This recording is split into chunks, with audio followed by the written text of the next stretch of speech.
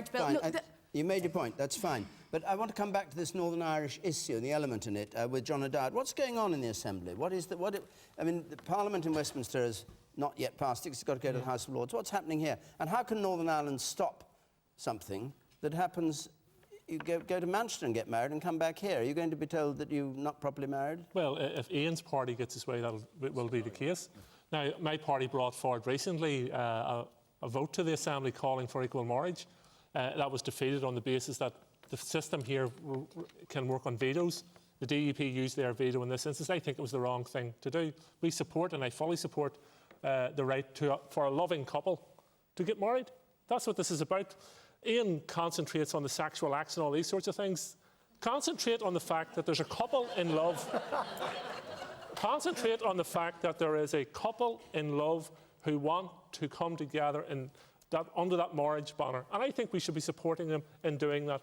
And I respect Ian's point of view, and I'm not going to label him with anything, but I would say to him that he is standing in the way of the wishes of a vast majority of people. Right. And I get mailbags of letters too from both sides of this argument. I get mailbags from people who are concerned about it for a variety of reasons and people who support it for other reasons. But I'm firmly of the view that if there's two people in love, then allow them to get married, if they so wish. Majid. Yeah.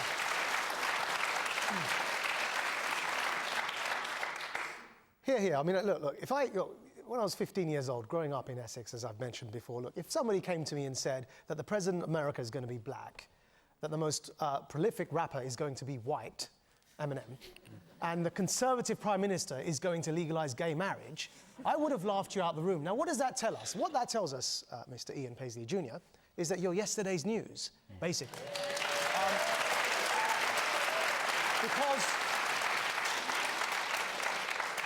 Because the President of America is black and one of the most prolific rappers in the world is white, the world has turned upside down whether you like it or not, and the Conservative Prime Minister has forced through gay marriage equality. And what you just said in your spiel almost sounded like, I'm not racist, my best friend is black, but... Right? Now, you've got the right to your opinion, but it's the equivalent of me, as I used to say, sitting here promoting bigotry, homophobia, anti-Semitism, wanting to kill women because they've had sex before marriage and saying, these are all my opinions and I want to lobby law to bring them about. The fact is that they are bigoted opinions. You said you didn't want to say it. I will. They are bigoted opinions. They need to be challenged. You've got the right to speak. You've got the right to say what you want to say, but I have the right to challenge those views. Absolutely. I think that what you said to Peter there next to you... I'm a Democrat like you, and I accept your position. And what you said to Peter next to you there was below the belt, because, frankly, you have the right to those opinions. What you don't have is the right to stop somebody else expressing themselves in their own way, so long as they're not harming you, so long as they're not entering your bedroom and forcing you to sleep with a man, don't force them to sleep with a woman. All right.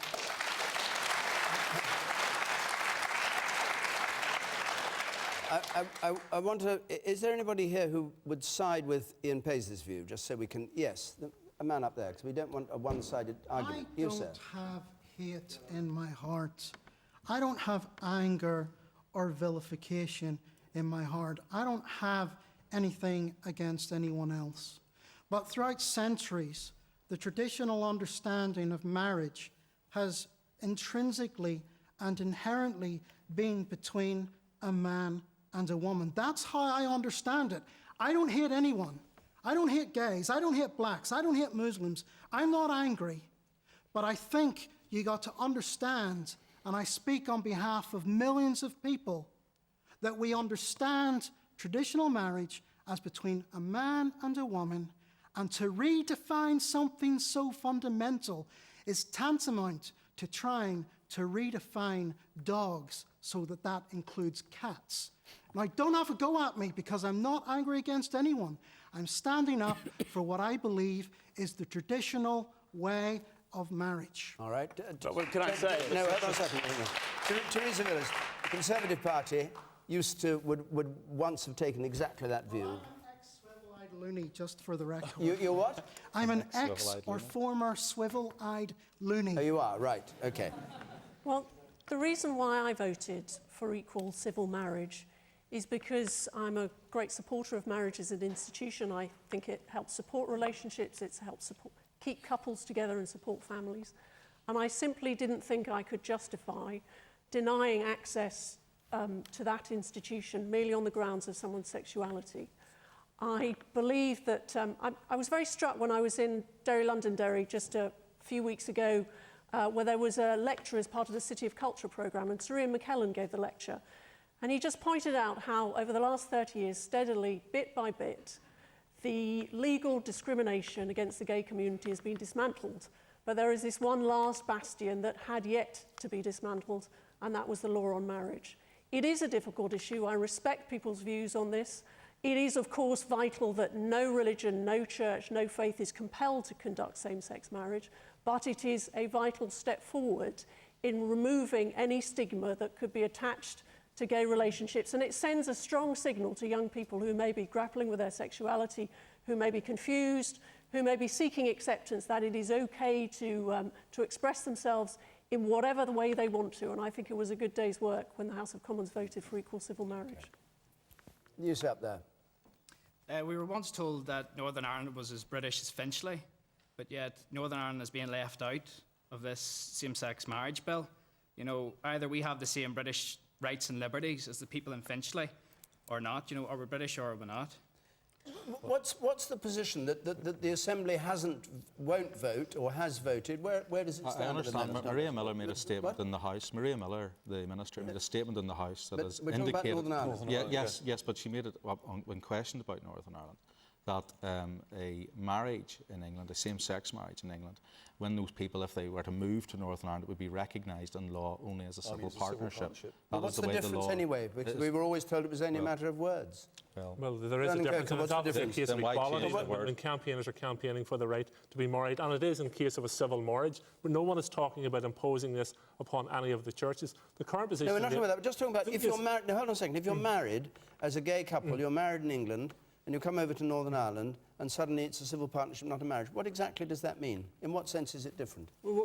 Sorry, what does it mean? Well, it's in relation to, if you want it in terms of the legal definition, it's in relation to inheritance and No, because inheritance is there in the civil partnership. There is Inheritance rights are there. No, it's tax not. breaks. I think you need I don't think any of you know. I don't think anybody's explained no, this. David, I think you actually need to ask Maria Miller, because it's Well, I'm Conservative not sure Party we get the policy, answer because from they that. introduced it on Tuesday night. If it doesn't matter, then you'd hope that Northern Ireland would accept it. But I think people should be able to choose. If same-sex marriage is available to couples in England and in Wales and in Scotland, then it should be available to people in Northern Ireland. And what I'd say to the Northern Ireland executive is to think again and to actually allow that to happen. This is about love. It's about equality before the law. And people in Northern Ireland should have the same rights as everybody else across the rest of the UK. And that's what I want to see happen. Okay. You sit down here. I'll come to you, Peter. Yes. You're saying it's about love and you're saying it's about equality. But how can you have something that's defined as a same-sex marriage? How do you define that when right at the start the definition of it doesn't add up? It's not equal. And Ian Paisley Jr. actually made a point that you have a male and a female. Male and male is not equal to male and female. That just does not add up. You're saying about love. You can commit adultery with a woman because you love her. It doesn't make it right. And the problem when you boil it all down to this, it becomes a moral issue. It becomes a moral issue.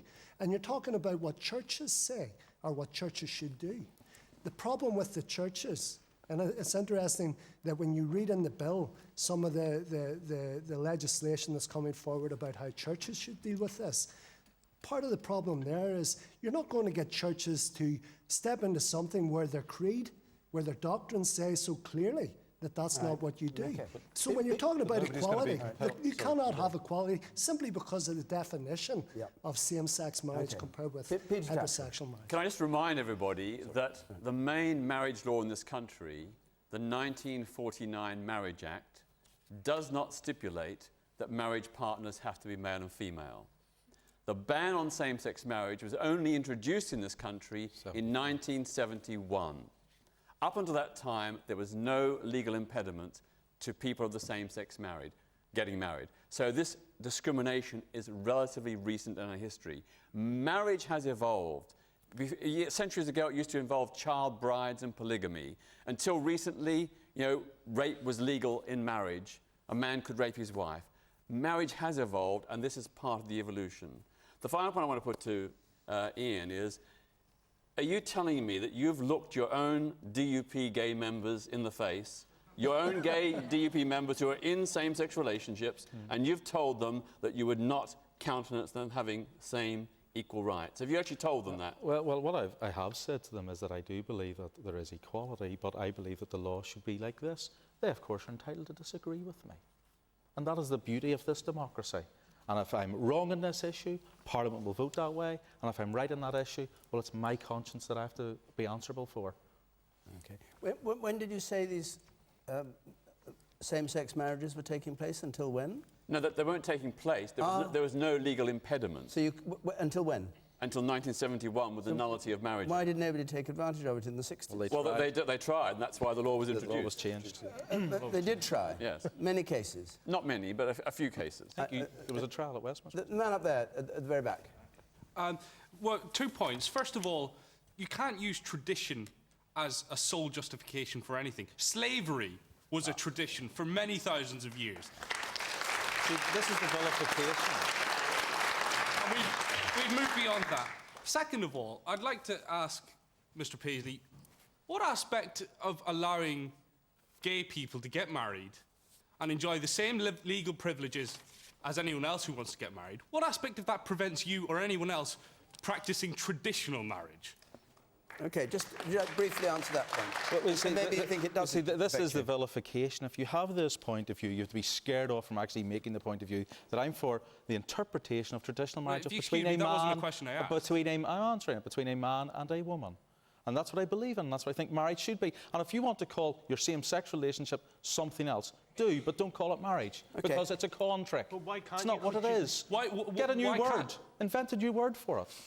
What Call it what you want, but don't call it that marriage. wasn't the question I don't asked. The pretend question I it's asked was- something that it's not. The question because it's I not asked a was, marriage. what about... It's not a marriage of a man and a woman. He was question asking I whether asked- you feel threatened as a married person by other people Yeah, the getting married of question the same was, sex. what aspect of allowing gay people to get married In prevents practice. you or anyone else from practicing marriage in its traditional It's not a sense? question of me being threatened. What, That's no, not no, the no. point What I've made. aspects of it, But that's not the point prevents I've you made. doing that? Do I look like a guy under threat, mate? A little bit, yeah. Okay. We'll go around in circles here. I'll take one more point from the man there in the pink shirt. You, sir, the spectacles. yeah. Very briefly, if you would. Just to go back to the British essentially comment that was made there earlier on, I think there's the position that is taken by Ian Paisley and other unionist politicians on this is quite hypocritical. We see it in relation to gay marriage, we see it in relation to other things like abortion legislation as well. They're happy to go on about how much they value their British citizenship and Northern Ireland's place in the Union, right up until the point where that clashes with their own personal prejudices, right up to the point where somebody here tries to exercise a right that is available to somebody across the water, and then the mask slips. Then you see that people like Ian are British when it suits them and they're Ulstermen when it doesn't. All right.